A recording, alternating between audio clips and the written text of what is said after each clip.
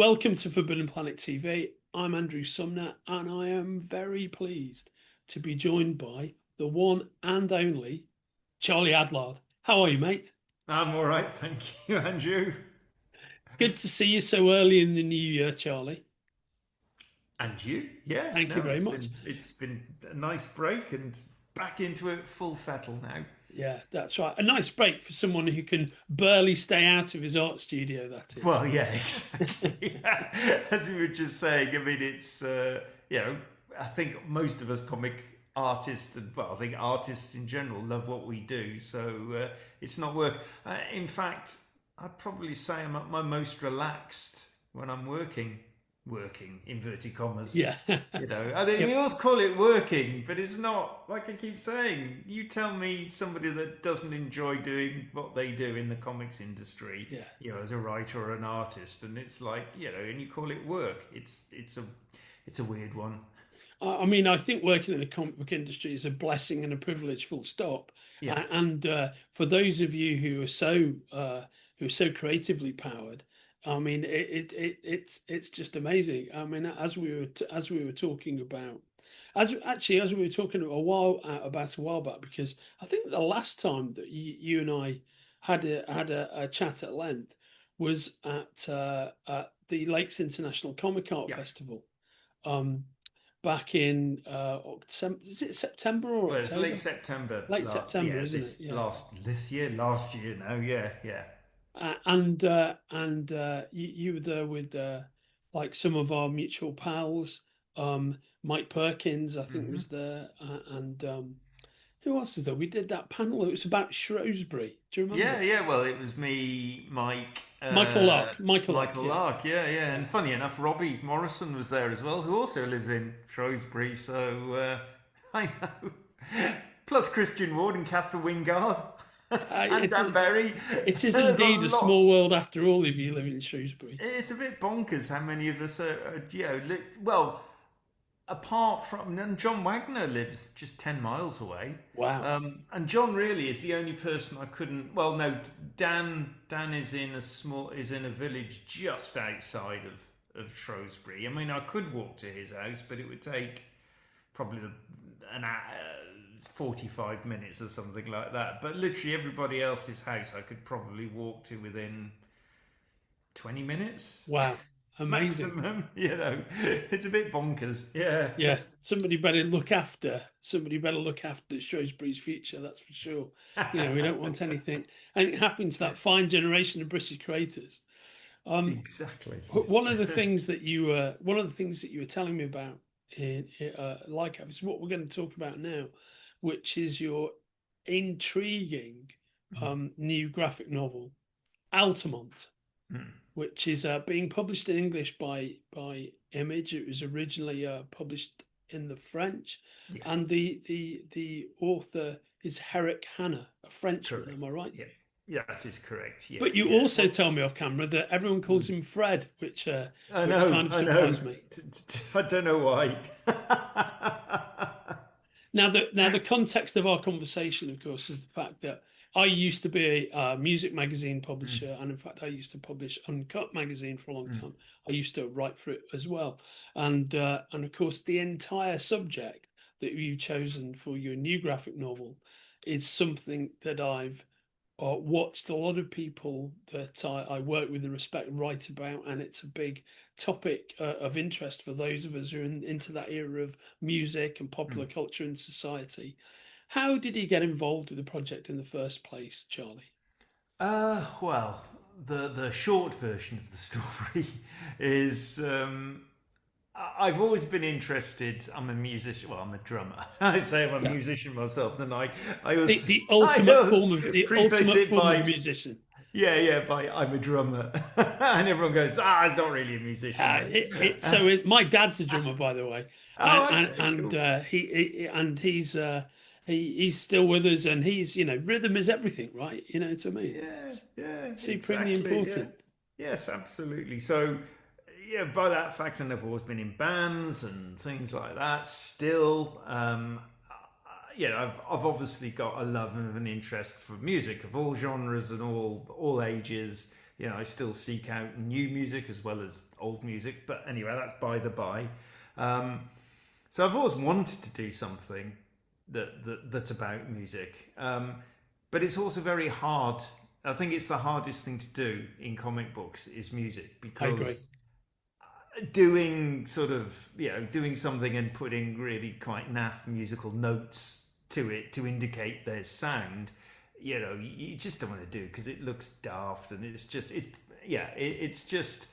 how do you communicate across the excitement and the thrill of music, but you can't have access to any sound. But anyway, I still wanted to do something that somehow we could do something around that. And also, I've always been interested in sort of the 60s and the historical aspect of the 60s and things like that.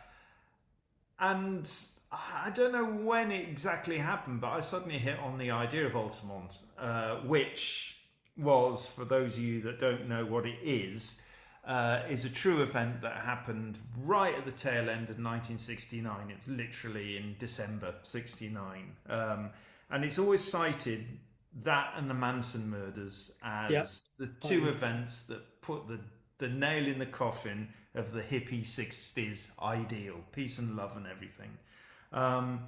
Obviously, we all know about the Manson murders. ALTAMONT is, the amount of people I've talked to over the years, not a great deal, unless you are a music fan, haven't really heard of it. Everyone's heard of Woodstock, no one's heard of ALTAMONT.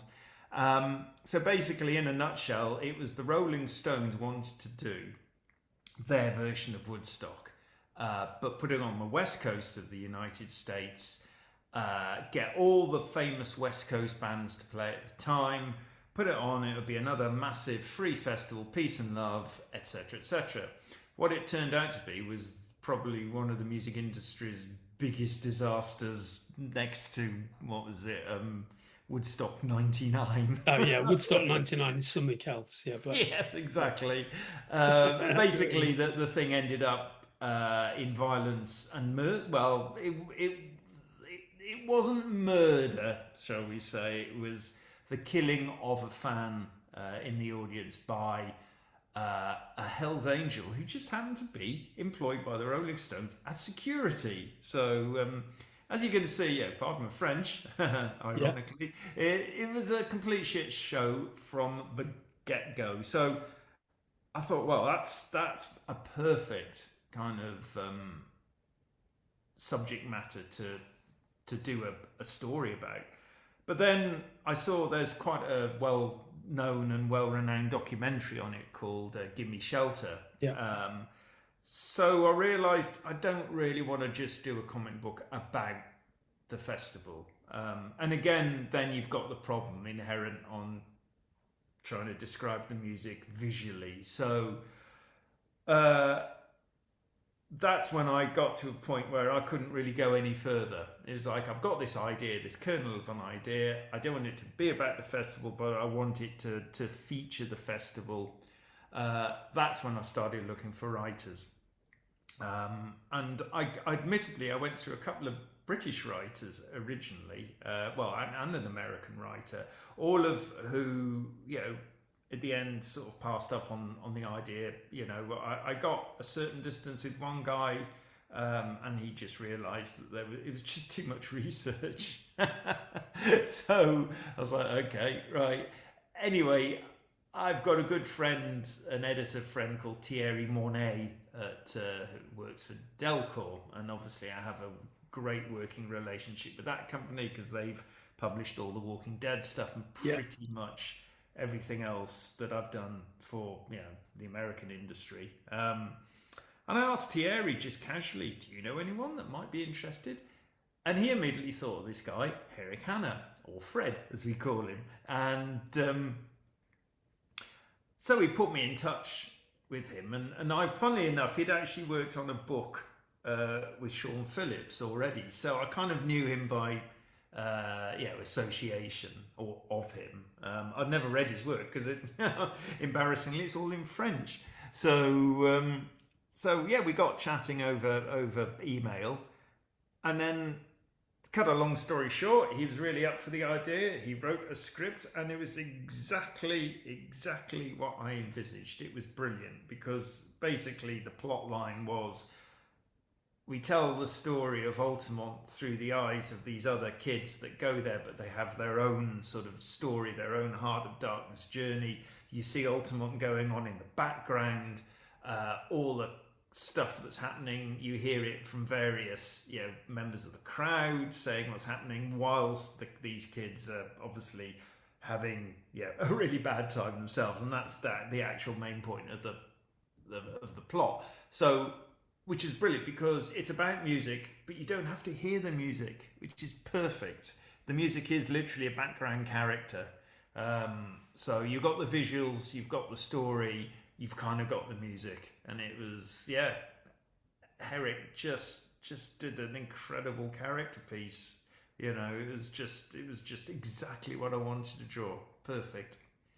Fantastic. I mean, and the thing was, for anybody who is familiar with Altamont, I think when you reference the later shambolic Woodstock, one of the primary differences I think between Altamont and any other kind of rock concert / event that's gone badly wrong is there is a real darkness to the Altamont story, which is often the other stories are stories of organizational failure. There's something much more heavy going on with the whole Altamont thing. Yeah, people would say they got there and it was just there was an atmosphere to The it. energy was dark, right? They I mean, it wasn't the nicest of places. It was, Altamont is this racetrack, like car racetrack. I'm not sure exactly. It's not is it a NASCAR? I can't remember. Anyway, it's a car racetrack, sort of quite a few miles outside of San Francisco, and the countryside is that sort of very bland, rolling hills, treeless kind of nothing landscape, and the weather wasn't great. It was kind of dull. It was a bit miserable, so it was really, really grey, the whole thing. Plus the fact 200,000, because it's free, 200,000 people descend on this thing. And the organisation was just not ready for stuff like this. It was. I mean, if you you Google Altamont, as I'm sure you have, the photographs are crazy. The stage just looks so hemmed in by just masses and masses of people. You must have felt really claustrophobic as a band, sort of turning up and you're playing this stage where there's audience members literally in your face. Not just, the stage wasn't, the stage, as you can imagine, was not as high as, outdoor concert venue stages are nowadays, with a nice safety barrier with security. It was literally people with their arms, on the stage itself. It was probably less than chest height, I think, probably, and there's a sea of 200,000 people out there in front of you. Absolutely insane. And then people just stood to the side. Just ordinary people just stood to the side as well. So they're on stage with you. So, I can imagine how intimidating that must feel as a band playing. So, the atmosphere was not great to begin with. I mean, how does we were talking earlier about about the fact that you're a world-renowned artist, very successful artist, all of your own making and sheer talent. You're also a drummer as well, so this is a fantastic project for you in that you get to deploy, I guess, different parts of your brain in creating the story. How did the story speak to you as a guy who's always been a musician? Well, I always say that I've only ever had two, shall we say, passion projects in my life, and I'm not dissing everything else I've done. I've loved pretty much everything else I've done. So, but I think it's because they've come from me first. Even though they're the vaguest of ideas, it's me. I'm the catalyst that creates the book. The first one was years and years ago, which was White Death, which my friend Robbie Morrison wrote, I sort of was catalyst in getting that off. And Altamont, this is the other one that I've started and seen through, and you know, I'm a bit of a dog with a bone when it comes to these things. I will not let it go, you know, until once I knew I wanted to do it, that was it, you know, and you know, and it led me in this really interesting direction to Herik, and it weirdly being published initially by Glénat, the big French publisher in France first, always assuming that it was going to be an American comic book first, because the subject matter is obviously American and all that kind of stuff. So yeah, I hope as much as all my other projects that I've done over the years have been equally as exciting, and they all have worth, etc., etc., you know, I hope my enthusiasm for this one is coming across. And I just know it's one of those books that is not going to do that sounds awful to say. He's not going to do that well. He's not going to be a major. I mean, God, I'd love it to be. And it could. The concept of it could easily be that. But it's one of those things where you've literally just got to get on your publicity high horse and sort of say, "Hey, everybody, look at this. This,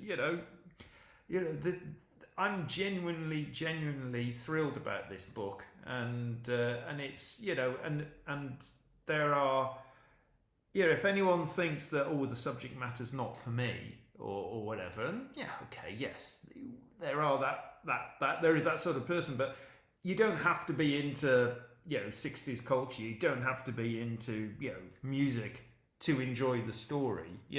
It's about more than that as well.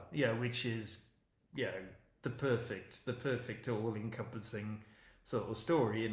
Hopefully it's the broadest of churches at the same time. I don't know if even that answers your question. I seem to go off there on a it was a beautiful exercise in almost anti-salesmanship, which I totally respect. But fortunately, I'm here to interpret your fine words. Not that they ever need interpreting, Charlie, but basically, it's a phenomenal piece of work, I think. And it's in such a beautiful edition as well, which, as you said, there's that strange journey you've had. How did it end up going to Glénat in the first place? How did that come about? Well, that literally is because, the irony was, even though it was Thierry at Delcourt got me talking to Herik, and by that time we kind of knew it was going to obviously be a French project first.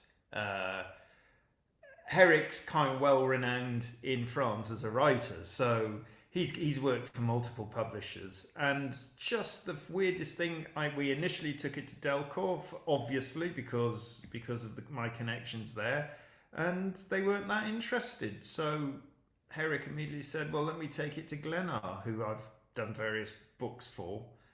That was Herik, not myself. They were more than happy to take it on, and they did they did a great job in promoting it when it came out. I mean, we did the launch of the book was actually at believe it or not, a comics rock festival in France. What? Yes, folks, there is that kind of thing.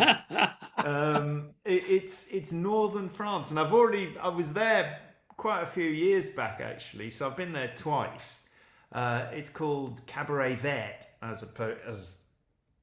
which obviously vert meaning green cabaret, and it's in this kind of border town called Charleville-Mézières, it's actually quicker to fly into Brussels and go across the border from there as it is to Paris. But anyway, and it's a proper big festival. When I was there for the launch, Christine and the Queens played. There was, not insignificant bands, shall we say. So there's a good sort of 25,000-30,000 people at this thing. But half of the festival, there's 3 stages for the bands, but one half of the festival is just comics. So, which is brilliant. A perfect place to launch, a book about the music industry. So it was fantastic. So they did a great job. Perfect place to launch it, and it was a great weekend, and I saw some really good bands, and I took the Sons as well. Oh, and a brilliant. friend who's he's 23. He was 23 back 20. How many years ago? It's a couple of years. Yeah, he was 22, 23. I can't remember. Um, and because us as creators, we had equal sort of access to backstage as all the performing artists and everything, all the musicians. And of course, what's also backstage? About half a dozen free bars as well. Literally all day. Now in my tender age of nearly 60, I was the epitome of restraint. But my son and his friend, they couldn't believe their luck. I think they spent 3 days permanently drunk. Oh, mate, I absolutely love it. I'm very pleased to hear it as well. Yeah. Very pleased to hear that. I mean, this whole experience, it really doubles down on something which I've always known to be true. And if you've had the opportunity to know this, it's something people will instantly recognize. But the, comics and music really index in a way that no two other mediums do. I think there's much closer links actually between comics and Mm, music than there is between comics and film, which is the obvious one that people often think of. But mm. the amount of time, when I first wrote for Uncut and the Enemy, it's because somebody had seen my stuff in Speakeasy magazine, if you Oh, can bloody remember that hell. from back in the day. Yes, I And do remember. loads of Speakeasy writers ended up writing for the music press, or vice Yeah. versa. It was quite a porous relationship. Mm, But the amount of musicians I've met over the years who are into comics, it is mm, massive, compared to say actors, not so much, but mm. musicians love comics, and comics fans tend to have very, very strong musical connections and musical passions, right? Mm, And mm. you see it all the time. So I think it makes complete sense that there is a French festival dedicated to both. That's really interesting. Yeah, yeah. No, it is one of those things you think only in France though, because of its Quite. sort of level of respect that it's given. Yeah. You could never imagine a comics rock music festival here in the UK or anything like that. Or if there was, it would be 99% music and this 1% little tent somewhere that's there's a few comics creators or something like that. But yeah, no, it's interesting. I don't really know. I agree with you completely. And I don't really know why. I don't know. Do you think it's because it's I don't know because I don't know. I was going to say is it because it's more niche appeal, but music's certainly not niche. I I've don't often know. wondered if it's something to do with the fact that I have no idea if this holds any merit, right? But if you're watching a film or a TV show, you're getting visuals and you're getting sonic cues and music the whole time. It's fed Hmm. to you. Yeah. Hmm. So visual narrative, Yeah, you're getting storyline, everything. dialogue, Yeah. music, it's Hmm. all there at the same time in a glorious package that I love, Yeah. Yeah. as Yeah. do we all. But that's what you're getting. Now, as you so rightly said, and Eisner talked about this a lot when he was alive. When the glory of like comics and cartoons and illustration is the fact that you have to you're getting the visual experience, Hmm. but there isn't an auditory experience at the same time. And music is a complete equal and opposite of that. Yeah. You Yeah. listen to Yeah. music, and what does music bring up in your head? Usually, it brings up imagery in your Hmm. mind of some Hmm. sort, right? So often, you can sit there and be reading a comic or a graphic novel and listening to some music, and it's really quite complimentary. Hmm. Same the other way around. Not that you sit in a concert and read a comic book, but when you're listening to music, it conjures up imagery. And I just wonder if there's this sort of like porous interactive relationship between the two things. Oh, that's interesting. Yeah, so it's the perfect linking up of two medias, isn't Yeah, it? You've got the sound on one end and the visuals on the other, and then in yeah. in between they connect. Yeah, yeah, I like that theory. Yeah. And I think also get particularly in comics, like since the, for want of a better description, the direct market Mm, independent comics era. Now, let's say that means we're talking about the late 70s, early 80s onwards, right? I think there's an attitudinal connection between comic books, which can at the best can obviously be quite sort of edgy and boundary pushing, and the attitude that music has. Whereas filmic entertainment in its own way, obviously, there are a ton of it in independent films, but the film mainstream is really quite a corporate product, right? No matter how good it is. Whereas and I think that's the other thing. Just to round this out, I think also, it takes a church of people to make a movie, right? Whereas I know Yeah, you need musicians can just record stuff sitting yeah. in their lounge. Yeah. You can sit there at home in your studio and create it. You don't need anybody else to create it. You can do it yourself.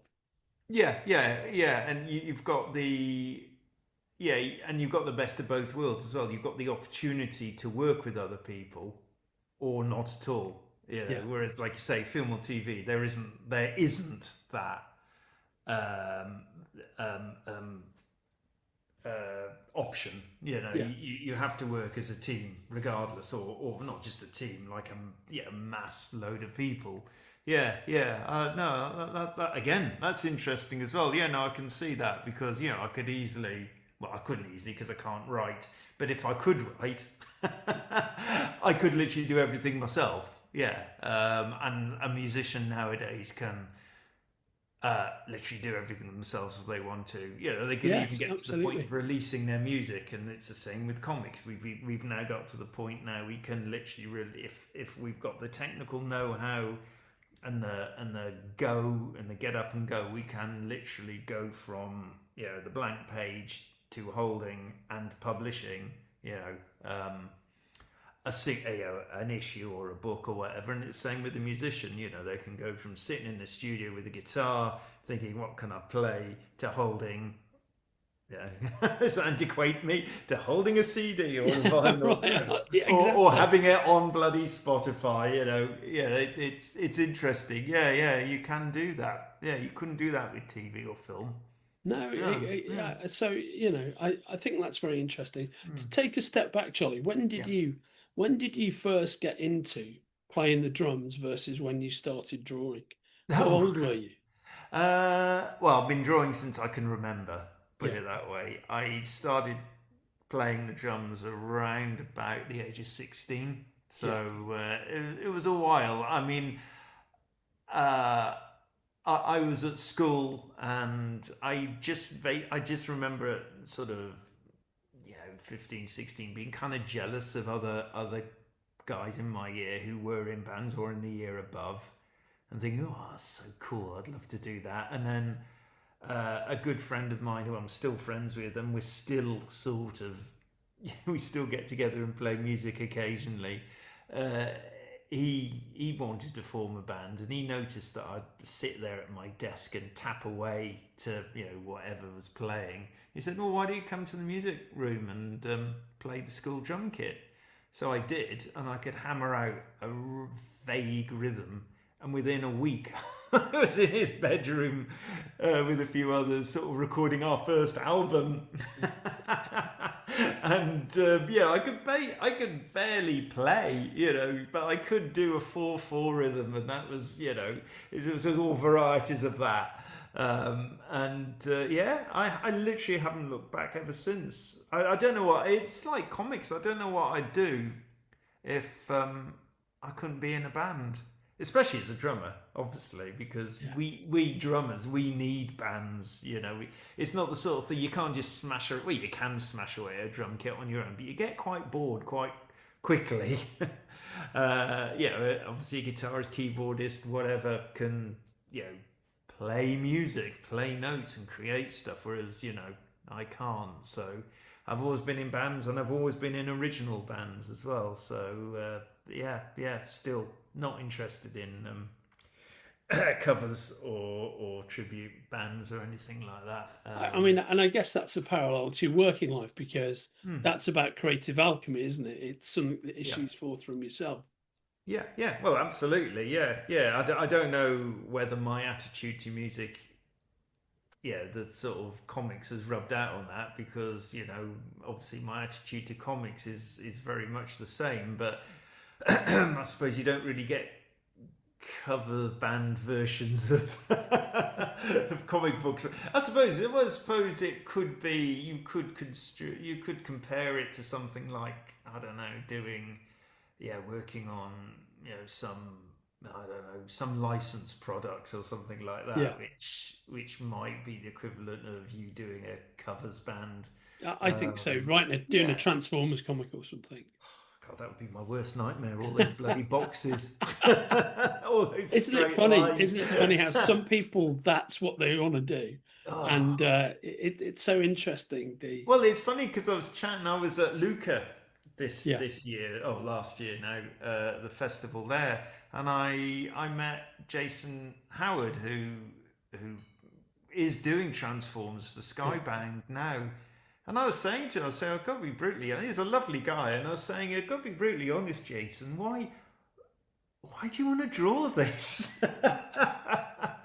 Plus the fact he obviously does well, so he's probably earning quite a nice bit of money from royalties. yeah, But he said, I love it. I yeah.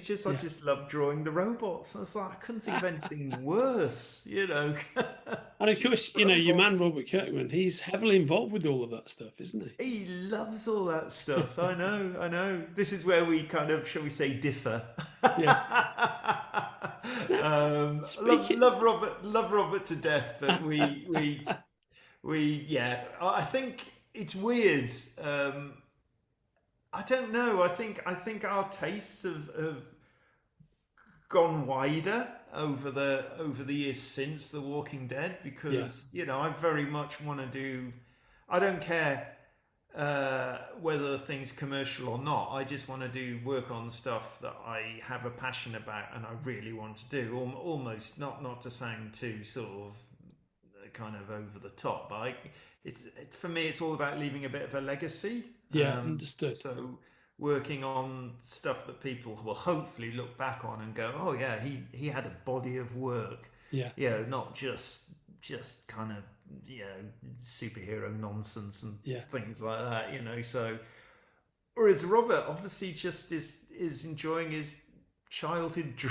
dreams Well, and doing all the stuff he watched as a getting involved with all the stuff he watched as a kid now, and well, he was on here proud of when you him. launched that universe that ties in the Transformers characters Yeah. and all that, and he was so gleeful about it all. I mean, that's Mm. and I say that with positivity. He was just as happy as Larry. Well, he's a massive fanboy of that stuff, which is great. I Yeah, can't deny him that. Perhaps he is over 10 years younger than I am. yeah, So whether he was that kid for the right age of that stuff, because I remember, when Transformers the cartoon was out, what was that, mid 80s, something like that. I don't know, but I had no interest then, let yeah. alone Of now. course. And so perhaps because I was just older, by that time I was 18, 19, 20, whatever. I was kind of more interested in I know where you're music going with this. and the ladies. Yeah, But I don't know. Perhaps that's it. He's always. I remember him saying to me years ago that the reason, I remember having an argument with him, like a playful argument, yeah, obviously, about, shall we say, certain image artists from the inception of image, and he said, yeah, but that's part of my childhood. And I was like, yeah, you can't really argue with that. of course. There is stuff that I have a fondness with from my childhood, which I can totally recognise as utter crap, Yeah, but I still love it because it's of kind of, course. because it was, I grew up with it, and there is a fondness for it from that. So Yeah. you know, Yeah, I think that's very well said, mate. Now that you just referenced Robert a bit, Mm. what's it like now for you, given the fact that having had that stratospheric experience of The Walking Dead and what it became, looking at it in the rearview mirror, what was Mm. that whole ride like for you? Well, it was crazy. It was crazy, and it wasn't at the same time, because I was always based here Yeah, in the UK. I was so far away from the mania of it all, and and just by the pure distance, I couldn't, especially when I was doing The Walking Dead, I couldn't afford the time to go to, dozens of American shows. So I remember back then limiting myself to 2 a year. Yeah. One generally being San Diego. Yeah. So I'd tend to do another one at some point. So I've kind of done a lot of, the highly, shall we say, the highly regarded sort of American shows over the years. The key big ones, yeah. Yeah, and that's when I got a sense of how massive it all was. And I was on set a couple of times, but because of the time it took to get over there and recover from the trip and all that sort of stuff. And you didn't want to go over there. You couldn't really just go over there for a night or a couple of nights because you'd just kill you. So most of those trips tended to be, 4 or 5 day sort of things. And by the time you recovered, it's best part of a week. Yeah. So, and my family was obviously a lot younger. So I needed, obviously commit to them and go on proper holidays and things like that. So it was weird because I just kept working through the whole thing, and it never felt like, there was never that one moment I sat back and sort of went, wow, this is just bonkers. I can sort of see it now more in, like, say, in the rearview mirror and go, bloody hell, and I'm still feeling the waves from it still, it's still very much in the public eye. Robert is keeping it alive as much as, there's all these ridiculous spin-offs on the television. All the spin-offs on the TV, and it's still as popular as ever. Yeah, and it's crazy because literally I've not seen any of them. I think because I've lived it. Of course, I really do understand that. I've got no interest.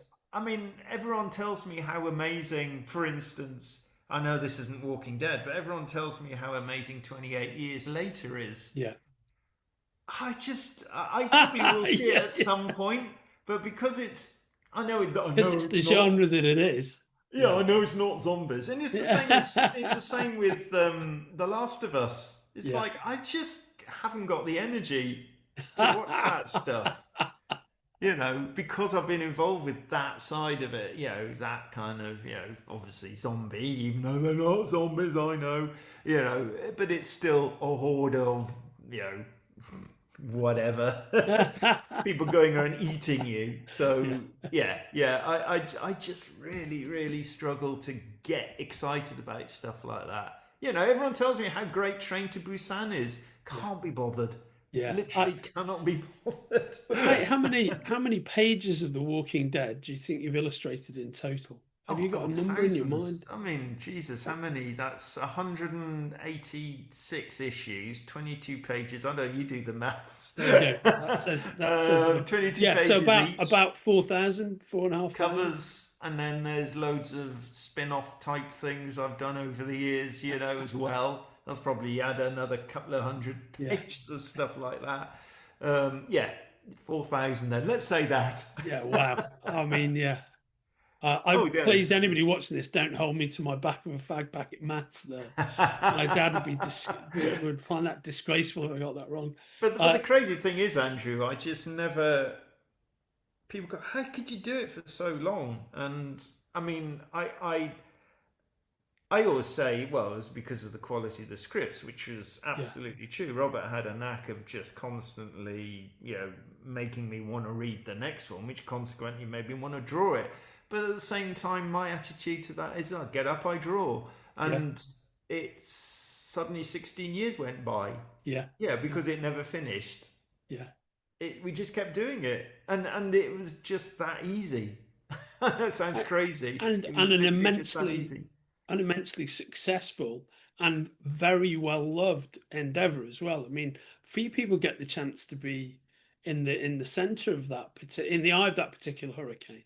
Well, we were completely. Well, that could be actually. That's a good analogy. Yeah, the eye of the hurricane is probably a good analogy because the eye is always notoriously very peaceful, isn't it? It's where the storm ceases to sort of. So if I was spent 16 years at that middle bit. Perhaps that's why I didn't sort of get a sense of everything else just going crazy around me, because I was at this sort of just focus on the book, focus on the book, focus on the book, and just draw it. Perhaps I'm sounding a bit too blasé about all Well, this, I but think that's very healthy, mate. You know, very healthy. I mean, I find it very charming. I don't mean that in a patronising way at all. I find it very charming, your relationship with your success with The Walking Dead and what you've achieved, which is really, I think, in American comics, is really quite singular. To have a 16-year run like that with an author and an artist, and they produce a piece of work effectively with a beginning, a middle, and an end. That does not happen very much in American comics, and no, not in the no. American mainstream at all. You know, so to do that, you've really both done something quite unusual. Oh, thank you. Well, I've always been very vocal and slightly disappointed in my, shall we say, contemporaries who seem to, latch onto something for, I think I'll do, 12 issues is now regarded as this epic run. Yeah, And that's you right. just think, 12 issues? That's pathetic. You know? It's nothing, mate. But I'm not talking about just, if you 12 issues and you're creatively done with it, fine. But that's a crazy thing I keep saying about Walking Dead. I was not, I can imagine it must have been the same attitude that say, it's a really obvious thing. It's a really obvious pair to single out, but Jack Kirby and Stan Lee doing the Fantastic Four. Yes, absolutely. I assume that the storylines were so exciting for Jack to, let's face it, write himself. Yeah. But they were enough to keep him just constantly working Yeah. on the book. They must have been doing okay at some point when the book became successful. That Jack Kirby could have easily have just gone, I've had enough of this now. Let me do something else. But he didn't. He elected not to do it. So, and I'd like to think it wasn't just monetarily a money reason. It was because he could have got work anywhere and probably written his own sort of checkbook for, especially if he went elsewhere. I think it was because he enjoyed creating it. As simple as that. And I think you all have something in common, yourself, Robert, and the Lee Kirby Ditko dynamic. You're all creating something new, which is essentially that didn't exist beforehand. So because it feels then it's your universe you're creating. Right on. That's a good point, and it's similar to other notable runs when you're thinking of, say, I don't know, Garth and Steve doing Preacher. Or even Cerebus or something like that, which they've all been created by those people. Out of whole cloth did not exist before. Yeah. Yes, so they have that invested creativity in it, which wouldn't be the same if you were just asked, do you want to do Batman? Yeah. Something like that. You go, I'll do that for a few issues. Yeah. I did do Batman last year. I did it for 8 pages, and I was like, that's enough for me. I think that's wonderful because you get to scratch that itch, which no doubt, as a comic book artist, there must be certain characters go, I'd like to draw a bit of it. That would be amazing. Yeah. If I can just draw, 10 pages of, say, Daredevil and Doctor Doom, I'll be fine. And mate, one thing I know is, if you, Charlie Adlard, are ringing up DC and Marvel and go, can I do X? They're going to go, yeah, of course, mate. What would you like to do? Well, if only I knew people anymore at those companies.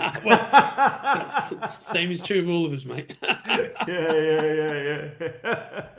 So Will, so that's been fascinating to talk to you about, actually, and again, what I remember really clearly, actually, this is more true of our conversation at Thought Bubble even more recently, is how excited you were to talk about the fabric of Altamont and the fact that you're here with this book now. I mean, I think one of the beautiful outcomes of where your career has gone is that you can do a passion project like this, and you work with great publishers and high-end collaborators, but it's really something you've got the time to do it as well as you possibly can in a beautiful edition.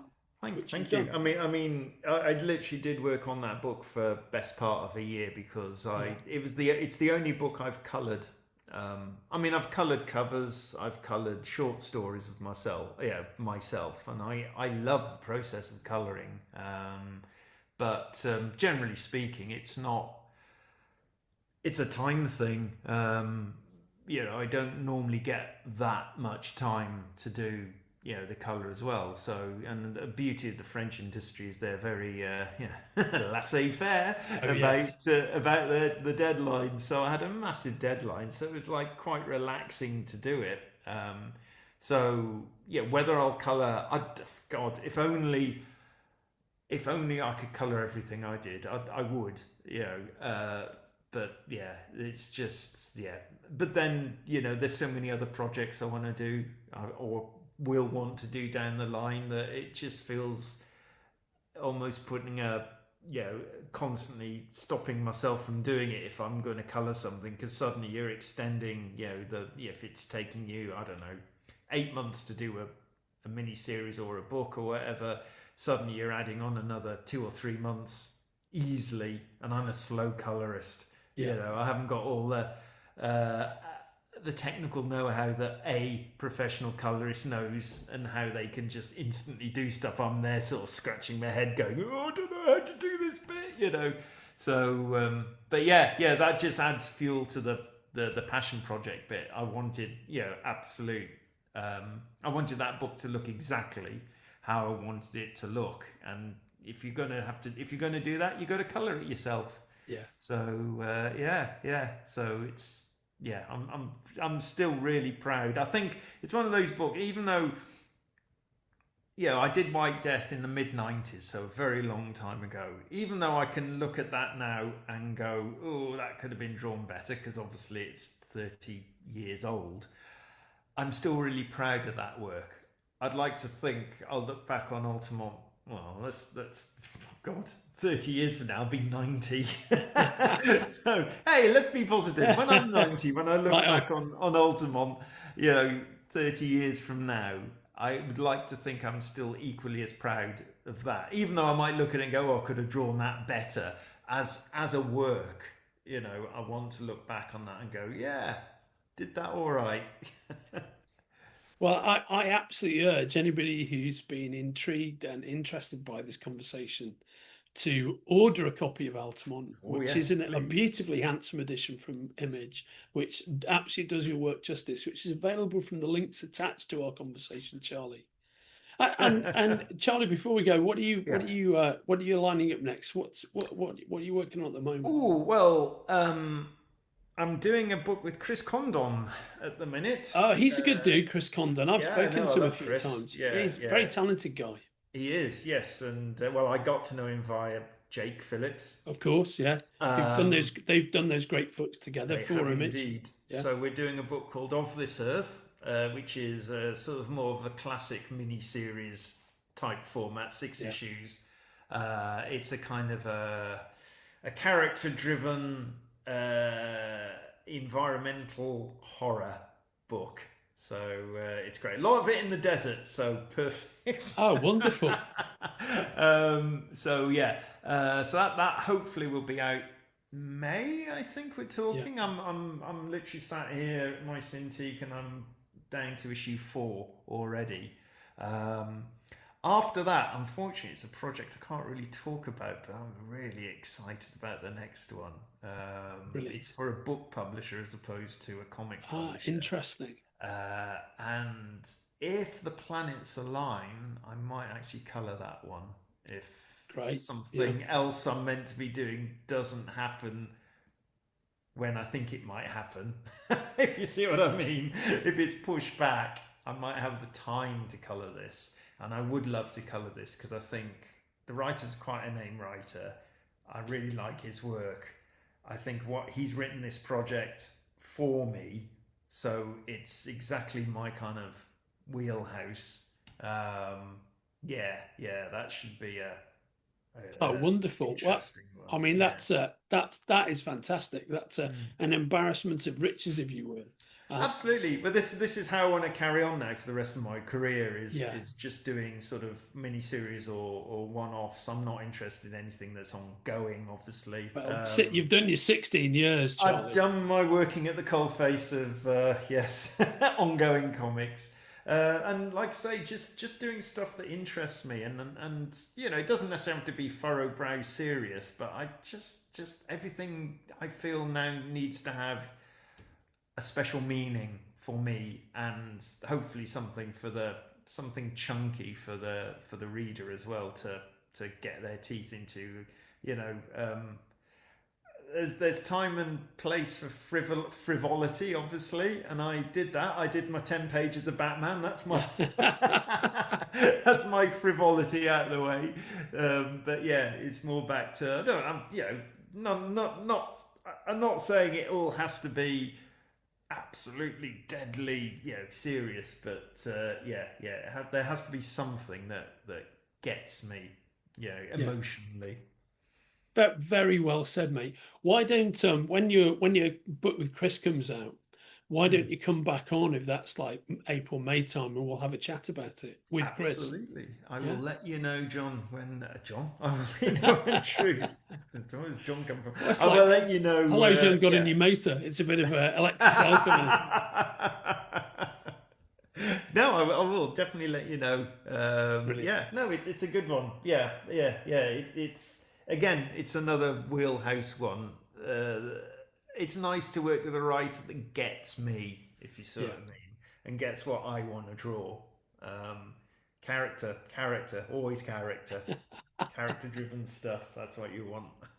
Brilliant. And very well said. Charlie, thank you for being so open. Thanks for talking about not just Altamont, but your past experience, what's brought you here to this very moment where Altamont's a possibility and a reality. And it is a really great book, mate. And I very much look forward to your next projects as well. But thanks for spending the time chatting. Always fun talking to you, mate. My pleasure, Andrew. And I will talk to you soon. Yeah. All the very best, Charlie. You take care. All right. Cheers, Bye-bye. Andrew. So talk soon. Bye then. Thanks, mate. Bye-bye. If you're enjoying watching Forbidden Planet TV and you're enjoying watching us talk to the world's most interesting and accomplished filmmakers, authors, artists, musicians, creators, subscribe right here. See you soon.